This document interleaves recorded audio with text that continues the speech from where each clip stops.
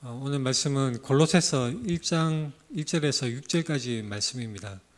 은혜와 평강이라는 제목으로 1절에서 6절까지 말씀을 살펴보도록 하겠습니다. 1절에서 6절까지 말씀을 우리가 교대로 읽도록 하겠습니다.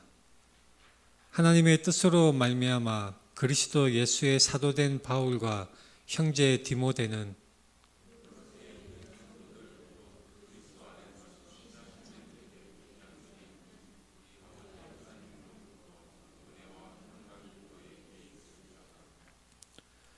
우리가 너희를 위하여 기도할 때마다 하나님 곧 우리 주 예수 그리스도의 아버지께 감사하노라.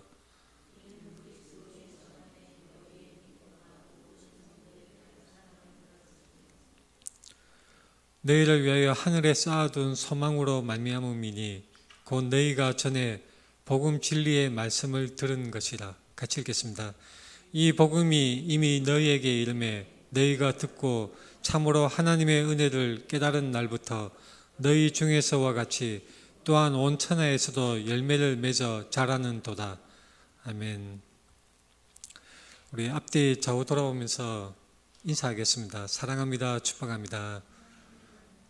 사랑합니다. 축복합니다. 우리가 보통 하나님의 뜻이라고 할 때에 이 하나님의 뜻에 대해서 예전에 제가 설교 주제로 삼은 적이 있습니다. 여러분들 유튜브에서 설교 많이 들으시나요? 요즘 유튜브에 온갖 설교가 많이 나와 있습니다. 저도 운전할 때에 항상 설교를 틀어놓고 설교를 듣고 그렇게 다니고 있습니다. 근데 여러분들 설교를 들을 때에 반드시 그 설교 내용이 성경 말씀에 비추어서 정말로 그러한가 우리가 깊이 생각하고 상고하는 자세가 필요합니다. 이거는 어느 누구의 설교를 듣더라도 마찬가지입니다. 대형 교회 유명한 목사님이든지 심지어는 제 설교를 여러분이 들을 때도 정말로 저 사람이 하는 얘기가 저 설교 그 내용들이 성경의 내용과 부합하는가, 성경이 말씀하는 그 맥락과 그 정통교리에 일치하는가 반드시 우리가 살피고 이 비판하는 자세로 잘 들어야 하는 것입니다. 깊이 생각하고 상고하는 자세가 아주 중요합니다. 얼마 전에 유튜브에서 제가 어느 목사님의 설교를 들었는데 설교 내용 중에 이런 내용이 있었습니다. 코로나나 독감이나 여러 전염병 이런 것들은 하나도 무사할 필요가 없다. 사람의 목숨은 하나님께 달린 것이다. 여기까지는 맞는 말이죠. 충분히 우리가 동의할 수 있습니다.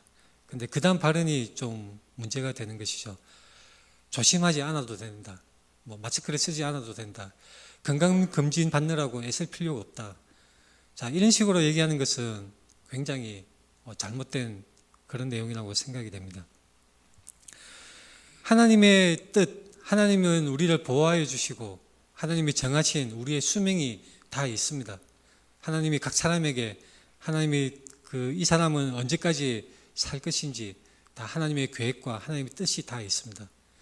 하지만 우리 인간 편에서는 그것에 대해서 하나님이 나를 이 일에 보냈었으니 나를 어떤 일에 하게 하셨으니 나에게 사명을 주셨으니 나는 끄떡없는 사람이야. 그래서 코로나도 두렵지 않고 마스크도 쓸 필요 없어. 자, 두려워하지 않는다는 것은 맞는 말입니다. 우리는 그리스도 안에서 언제나 안전하고 하나님께서 지켜주실 것입니다. 하지만 사람 편에 우리 입장에서는 반드시 건강을 위해서 적당한 운동과 적당한 몸에 좋은 음식을 섭취하고 이 정기적으로 병원에 가서 건강검진을 받는 것도 반드시 필요한 것입니다. 이 하나님의 뜻을 잘못 이해하는 사람들이 많이 있습니다. 예전에도 제가 말씀드린 적이 있는데 일제 침략이나 6.25 전쟁이 하나님의 뜻이라고 말하는 사람이 있었죠. 심지어는 어떤 대형교회 유명한 목사님은 세월호 참사가 하나님의 뜻이라고 말을 해서 그 당시에 많은 사람들에게 공분을 산 일이 있었습니다. 천재지변이나 가슴 아픈 참사나 끔찍한 전쟁, 사람이 죽는 것을 두고 하나님의 뜻이라고 말해서는 안 될 것입니다. 굉장히 마음 아픈 사고인데, 끔찍한 사고인데 그것을 두고 하나님의 뜻이라고 말을 하는 것은 일견 그 말이 의도하는 것은 모든 것이 하나님의 섭리 안에 있다고 그런 측면에서는 맞는 말이긴 하지만 그 상황에는 전혀 맞지 않는 말이 되는 것이죠. 사람들에게 오해를 일으키고 상처를 주게 되는 것입니다. 참된 그리스도인이라면 사람들의 그런 참사 앞에서 같이 옆에서 같이 슬퍼하고 울어주는 것이 참된 그리스도인입니다. 이 하나님의 뜻, 이것은 굉장히 우리가 사용하기에 따라서 사람들에게 상처를 줄 수 있는 그런 말이 될 수 있다는 것을 잘 알아야 될 것입니다. 사도 바울이 주님의 음성을 들었습니다. 이 사도 바울이 이제 복음을 전하다가 이 소란이 벌어지게 됐었죠. 그래서 소란이 벌어져서 사도 바울을 죽이려는 사람들이 막 기세등등하게 그렇게 이제 소란을 피우고 사도 바울을 죽이기 위해서 먹지도 않고 마시지도 않겠다고 작정하는 수십 명의 사람들이 나타나는 그런 소란스러운 가운데 있었습니다. 그때 그날 밤에 주님께서 바울에게 찾아오셨죠. 바울에게 서서 뭐라고 말씀하시냐면, 담대하라. 내가 예루살렘에서 나의 일을 증언한 것 같이 로마에서도 증언하여야 하리라. 사도 바울에게 주님이 나타나셔서 담대하라고 그렇게 말씀하시면서 로마에서도 증언을 할 것이다라고 말씀을 하신 것입니다. 이것은 엄청난 말씀인 것이죠. 천지를 지으신 창조주 하나님, 그 하나님의 아들, 그 신의 능력을 가지신 하나님과 동일하신 삼위일체 성자 하나님께서 이 바울에게 나타나셔서 로마에서도 증언하여야 하리라. 자, 그러면 어떻습니까? 사도 바울이 로마에서 증언하리라는 이 말씀을 들었으면 사도 바울은 그때부터 로마에서 증언하기 전까지는 절대로 죽지 않는 그 금강불개의 몸이 되는 것일까요? 사도 바울이 로마에서 증언하기 전까지는 절대 죽지 않는 것일까요? 그래서 사도 바울이 내가 로마에 가기 전에, 내가 로마에서 증언하기 전까지는 절대로 나는 죽지 않을 거야.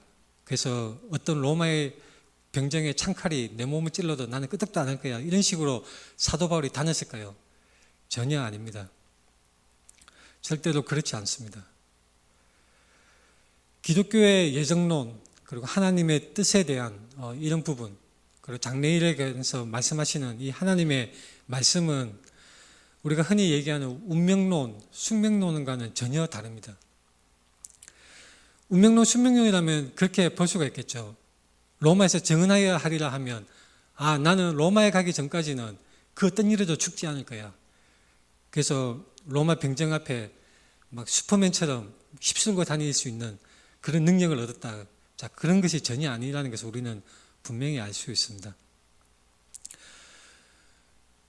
예수님께서 광야에서 마귀 사탄의 시험을 받으실 때도 그 높은 곳에 뛰어내리라는 유혹을 할 때도 그렇게 성경 말씀을 구절을 이용해서 마귀가 유혹을 했습니다. 그때 예수님께서 하나님을 시험하지 말라는 또 다른 성경 구절 말씀을 인용함으로써 그 유혹을 물리치셨습니다.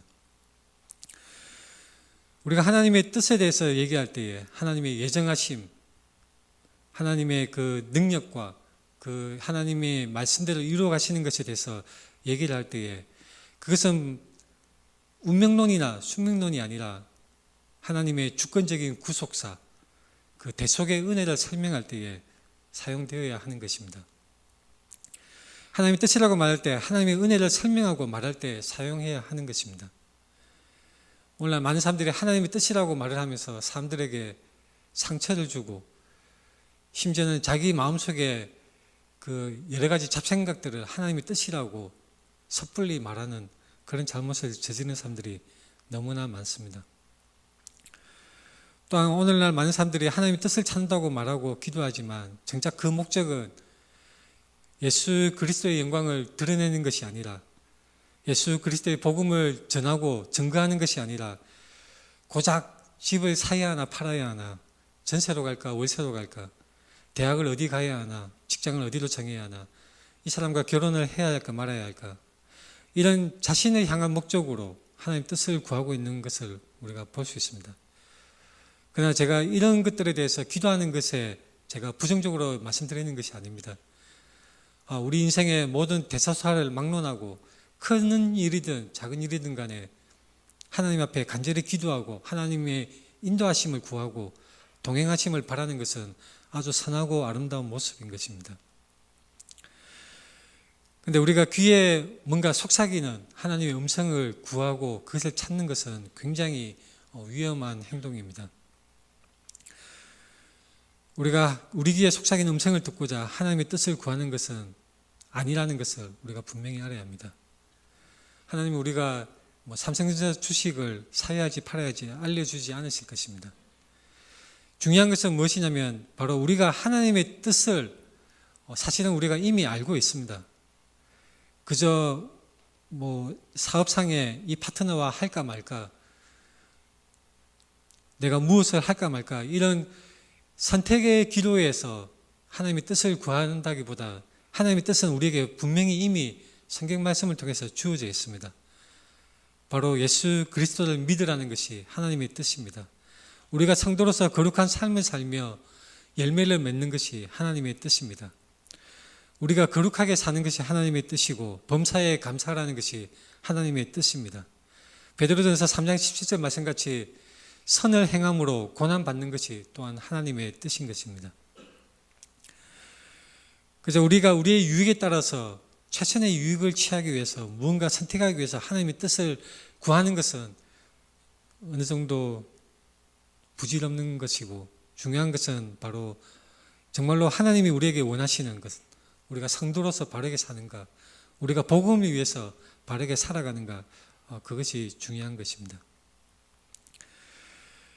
귀에 속삭여서 뭔가 하나님의 말씀이, 하나님의 음성이 들려서 이것을 해라 저것을 해라 이런 식으로 그 음성을 찾고 구하는 것은 신앙이 굉장히 신비주의적으로 흐르고 잘못될 가능성이 많습니다. 우리가 가지고 있는 성경 말씀에 대한 지식, 우리가 알고 있고 체험하고 우리가 또한 함께하고 있는 하나님의 그 성품, 그 복음의 진리, 선악을 판별하는 우리 마음속 깊은 곳에서 우러나오는 양심의 소리, 그리고 일의 전후를 따져서 합리적으로 합당하게 우리가 판별하고 선택하는 그런 이성적인 판단 능력, 이런 것들을 최선을 다해서 사용을 하여서 어느 것이 하나님을 기쁘시게 해드리는 삶인가, 어느 것이 하나님께 영광이 되고 하나님이 기뻐하시는 삶의 모습인가, 우리가 최선을 다해서 판단을 내리고 자율적이고 적극적인 그런 삶의 자세로 최선을 다해서 살아가는 그러한 사람이 참된 그리스도인이고 하나님이 기뻐하시는 사람이라고 생각합니다. 우리가 회사에서 무능한 부하 직원을 볼 때가 있죠. 무능한 부하 직원은 어떤 사람이냐면 딱 시킨 것만 행하는 사람입니다. 뭐뭐 해 하면 딱 그까지만 딱 해놓고 그냥 수동적으로 아무것도 하지 않고 마치 뇌가 없는 듯 로봇처럼 그렇게 앉아있는 그 직원들을 보면 우라통이 터지는 수가 많죠. 우리는 그리스도인으로서 하나님의 그 선하신 뜻이 무엇인지 분별하는 그러한 능력을 길러야 합니다. 하나님의 뜻이 무엇인지, 하나님이 무엇을 기뻐하실지, 우리는 하나님의 성품에, 또 우리가 알고 있는 성경 말씀의 지식으로, 우리의 그 양심의 소리로 우리가 최선을 다해서 판단하는 능력을 길러야 하는 것입니다. 사도 바울은 자신이 입은 하나님의 은혜를 늘 깊이 자각하고 감사하는 태도를 가지고 있었습니다. 그의 서신서에 반복되어 나타나는 하나님의 뜻, 이 하나님의 뜻은 제가 말씀드린 대로 그저 어떤 초자연적인 그런 것을 나타내거나 자신의 유익을 따라서 하는 것이 아니라 사도 바울이 자신이 입은 하나님의 그 은혜, 하나님이 자기에게 베풀어 주신 그런 구속의 은혜와 그 인도하심과 또한 자신을 사도로 삼으신 그 하나님의 은혜를 설명하기 위해서 하나님의 뜻을 이 표현을 사용을 하고 있는 것입니다.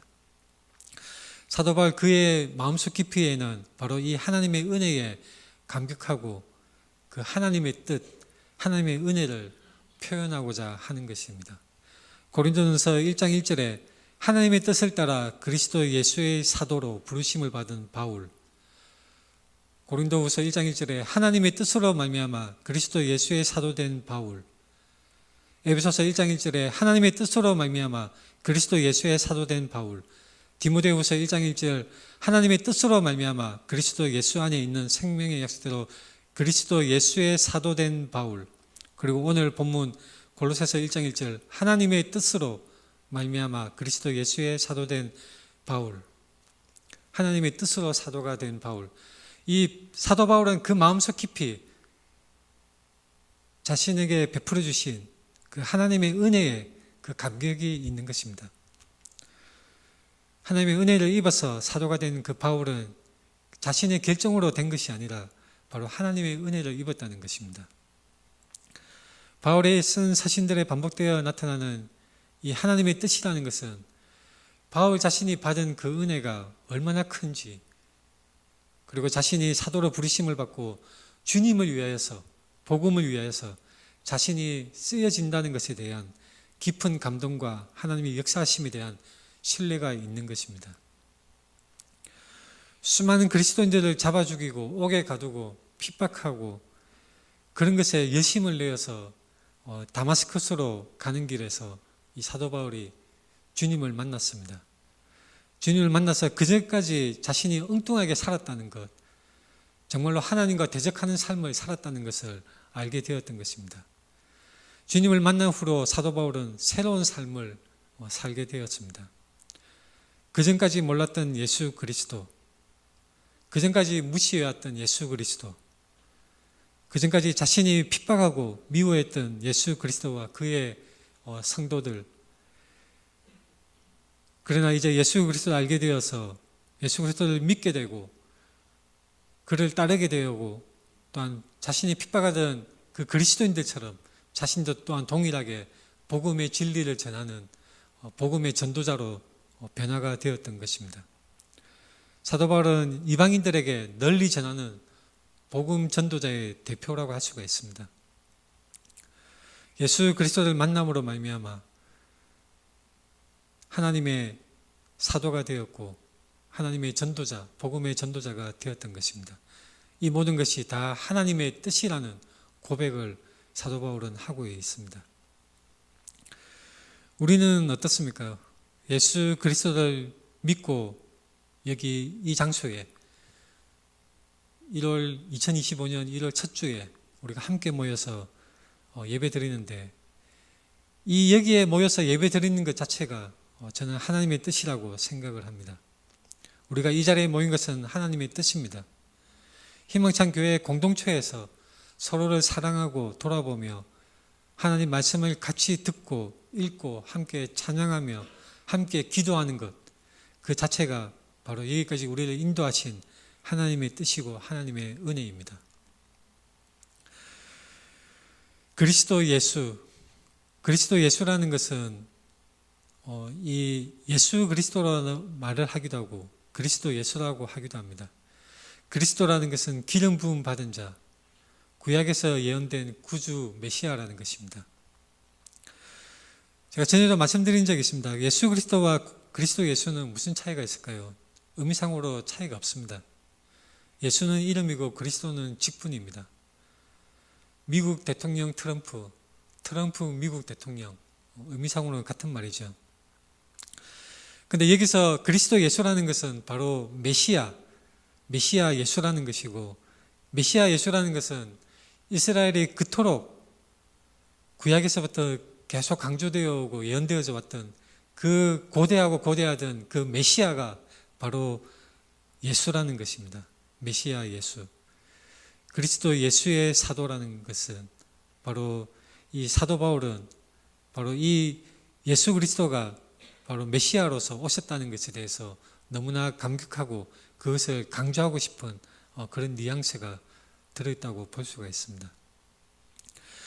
골로새에 있는 성도들, 곧 그리스도 안에서 신실한 형제들. 골로새에 있는 성도들인데 이 성도들은 곧 그리스도 안에서 신실한 형제들이라고 표현하고 있습니다. 위치상으로, 지리적 위치상으로는 골로새에 위치하고 있는 성도들입니다. 하지만 이것은 또한 그리스도 안에서 영적으로 신실한 형제들입니다. 우리도 마찬가지죠. 우리도 물리적 위치가 있고 또한 영적으로 위치가 있습니다. 이중의 신분을 가지고 있습니다. 대한민국의 시민으로서, 국민으로서 우리가 살아가고 있고 또한 하나님 나라의 천국 백성으로서 우리가 이 땅에 살아가고 있는 것입니다. 그런데 이것이 완전히 분리되는 것이 아니라 그저 껍데기를 쓰고 역할만 바꾸어서 그렇게 살아가는 것이 아니라 영적인 삶이 우리의 현실적인 삶에 영향을 주어서 변화가 일어나야 합니다. 교회 안에서 생활, 교회 밖에서의 생활을 이렇게 위선적으로 살듯이 그렇게 사는 것이 아니라 우리의 평소의 삶 속에 그리스도인으로서의 삶의 거룩함이 나타나야 합니다. 예전에 저희 직장에서 그 한 분이 새로 오시는데 이분이 어떤 분입니까? 물었더니 이제 그분을 불러온 다른 분이 이제 뭐라고 설명하느냐면 이제 저처럼 교회 다니는 사람이라고 그렇게 설명을 하면서 한마디 덧붙였는데 그게 너무나 좀 웃긴 얘기였습니다. 저 사람은 교회에서는 천사, 회사에서는 악마야 이렇게 얘기를 하더라고요. 만약에 우리가 그렇게 평가된다면 얼마나 슬프고 안타까운 일이겠습니까? 교회 안에서는 그저 웃는 얼굴로 온화한 표정으로 잘해주고 좋은 모습을 보여주고 근데 교회 문 밖을 나서면서 그저 이익을 따라서 으르렁거리고 이빨을 들이대고 어떻게 해서든지 착취하고 빨아먹으려는 그런 모습으로 산다면 그 사람은 바로 회칠한 무덤이요 예수님이 그렇게 꾸짖으셨던 바리새인과 같이 위선하는 자에 불과한 것입니다. 우리의 삶은 교회 안이든 밖이든 거룩한 삶으로 이어져야 합니다. 우리의 삶은 위선적인 삶이 아니라 그리스도 복음 안에서 변화된 삶이 교회 안이든 밖이든 일치된 삶으로 드러나야 하는 것입니다. 영적인 삶이 현실적인 삶에 영향을 끼쳐서 현실적인 삶이 더욱더 거룩하여지고 하나님의 영광을 드러내고 그리스도의 향기를 드러내는 그런 삶이 우리에게 있어야 하는 것입니다.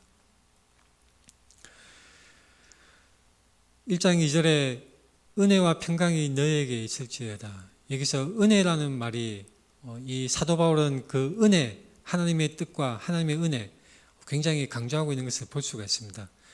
하나님의 은혜를 이 골로새서에서 시작 부분에 말씀을 하고 있는데 이 하나님의 은혜는 골로새 성도들이 거짓 가르침을 대적하고 믿음 안에서 인내하며 성장해야 하는데 하나님의 은혜와 평강이 필요하다는 말씀을 시작하는 부분입니다. 여기서 은혜라는 것은 아주 중요한데 골로새서 첫 부분과 마지막 부분이 은혜로 시작되고 은혜로 끝납니다. 1장 2절에 은혜와 평강이 너에게 있을지어다. 골로새서 끝 구절이 4장 18절에 은혜가 너에게 있을지어다. 골로새서의 시작과 끝은 은혜입니다. 사도 바울은 이 골로새서 말씀을 통해서 은혜를 강조하고 있습니다. 하나님의 은혜는 우리가 달라고 해서 우리가 청구해서 주어진 것이 아니라 바로 하나님께서 기쁘신 뜻을 따라서 우리에게 주셨고 우리에게 선물로 주신 것입니다. 하나님의 은혜를 입어서 우리가 주님을 믿는 사람이 되었고 하나님의 은혜로 말미암아 우리가 이 자리에 앉아 있는 것입니다. 골로새서 1장 2절 말씀에 은혜와 평강이 너희에게 있을지어다. 자, 여기서 우리가 한 가지 생각해 봐야 됩니다. 은혜와 평강이 너희에게 있을지어다.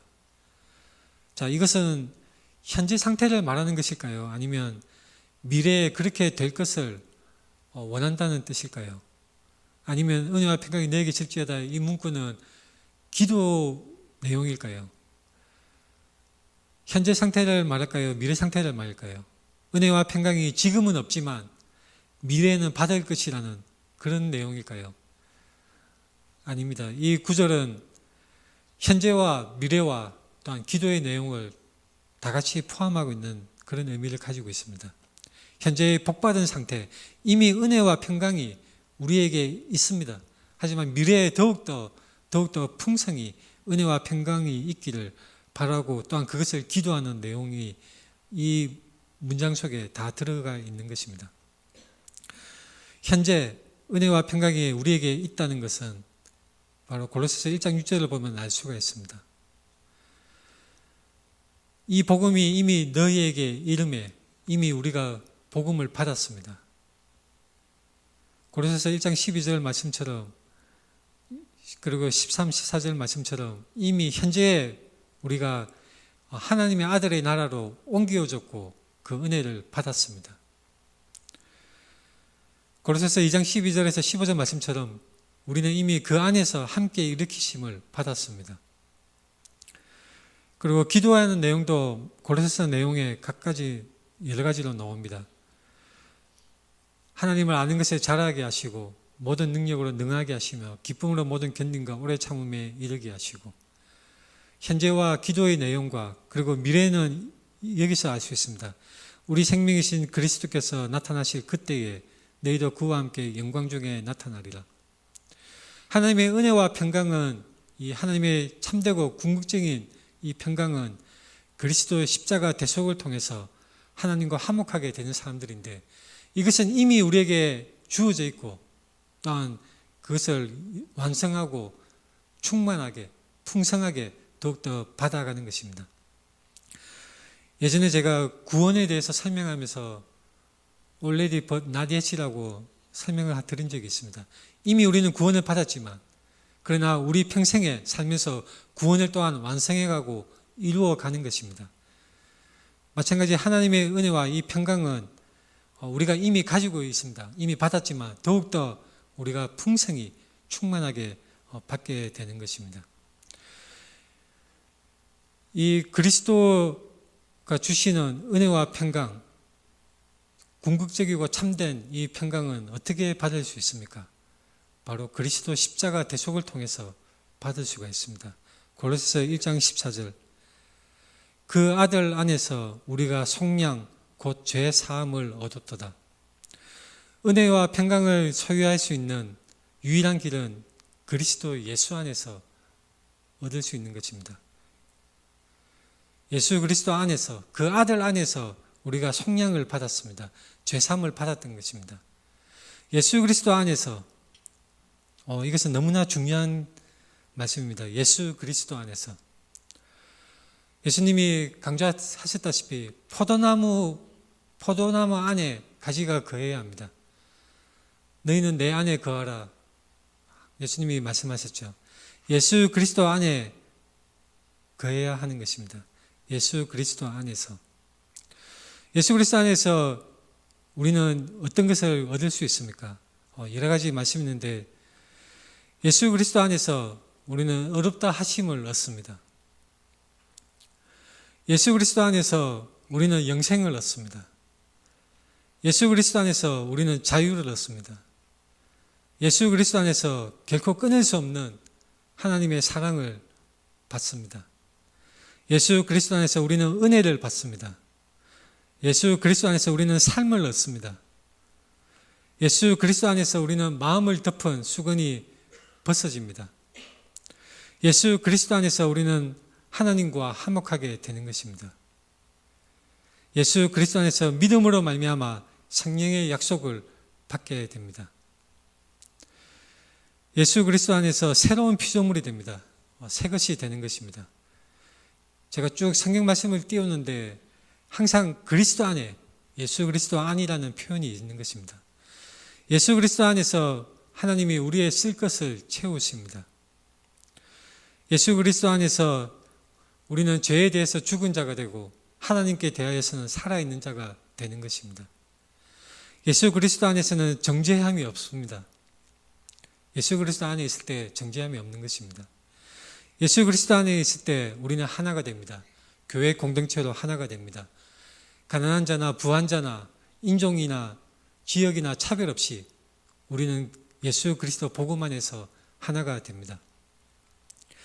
예수 그리스도 안에서 우리는 거룩해집니다. 그리스도 안에 교회의 모든 것이 있습니다. 모든 선한 것이 다 그리스도 안에 있는 것입니다. 예수 그리스도 안에 모든 것이 있습니다. 고린도서 1장 15절 20절 말씀에 예수 그리스도는 어떤 분이냐? 그는 보이지 아니하는 하나님의 형상이시요 모든 피조물보다 먼저 나신 이시니 만물이 그에게서 창조되되 하늘과 땅에서 보이는 것들과 보이지 않는 것들과 혹은 왕권들이나 주권들이나 통치자들이나 권세들이나 만물이 다 그로 말미암고 그를 위하여 창조되었고 또한 그가 만물보다 먼저 계시고 만물이 그 안에 함께 섰느니라. 그는 몸인 교회의 머리시라. 그가 근본이시요 죽은 자들 가운데서 먼저 나신 이시니 이는 친히 만물의 으뜸이 되려 하시며 아버지께서는 모든 충만으로 예수 안에 거하게 하시고 그의 십자가의 피로 화평을 이루사 만물 곧 땅에 있는 것들이나 하늘에 있는 것들이 그로 말미암아 자기와 화목하게 되기를 기뻐하십니다. 예수 그리스도를 떠나서는 아무것도 안 됩니다. 예수 그리스도 밖에서는 생명도 없고 아무것도 없는 것입니다. 우리가 예수 그리스도 안에 있습니까? 정말로 예수 그리스도 안에 있는지를 우리가 확인을 해야 하는 것입니다. 우리가 끝으로 말씀을 정리하겠습니다. 이 말씀의 오늘 본문 말씀의 끝부분에 보면 이 3절부터 보면 이 성경 구절이 쓰여져 있는 그 표현 자체가 원어로 봤을 때 굉장히 강조하는 부분이 있습니다. 3절에 보면 너희를 위하여 기도할 때마다 문구가 나옵니다. 근데 4절에 보면 모든 성도에 대한 사랑을 들었으며 5절에서는 너희가 전에 복음 진리의 말씀을 들은 것이라. 6절에서 이 복음이 이미 너희에게 이르매 그 6절에서 또한 열매를 맺어 자라는도다. 이런 구조가 있습니다. A, B, C, D 이렇게 있는데 상호 대꾸라는 문학적인 표현 방법이 있습니다. 서로 대응되는 내용을 써서 그 중심에 있는 구절을 강조하는 문학적인 그런 기술 방법입니다. 이 복음이 이미 너희에게 이르매 열매를 맺어 자라는도다. 근데 7절에 너희가 배웠나니 이것은 5절에 복음의 진리의 말씀을 들은 것이라고 대응되는 부분입니다. 8절에 너희 사랑을 이것은 4절에 모든 성도에 대한 사랑을 들었으며 대응되는 말씀입니다. 9절에 너희를 위하여 기도하기를 그치지 아니하고 이것은 3절에 너희를 위하여 기도할 때마다 결국 이 문장이 이 내용이 쭉 강조하는 것은 무엇이냐 그 중심적인 주제는 이 복음이 이미 너희에게 이르매 열매를 맺어 자라는도다. 이것을 교차 대꾸 방식으로 이것을 강조하는 것입니다. 열매를 맺어 자라는도다. 복음으로 말미암아 우리가 열매를 맺어 자라는 것입니다. 예수 그리스도 안에 있을 때에 우리의 복음이 말미암아 우리는 열매를 맺어서 삶의 그 열매가 나타나고 참된 그리스도인으로서 우리에게 그 열매에 맺히는 것이 나타날 것입니다. 우리가 열매가 있습니까? 우리가 삶 속에 그리스도의 향기가 드러납니까? 우리는 늘 고민하면서 하나님의 뜻대로 살아가고자 힘써야 하겠습니다. 같이 기도드리겠습니다.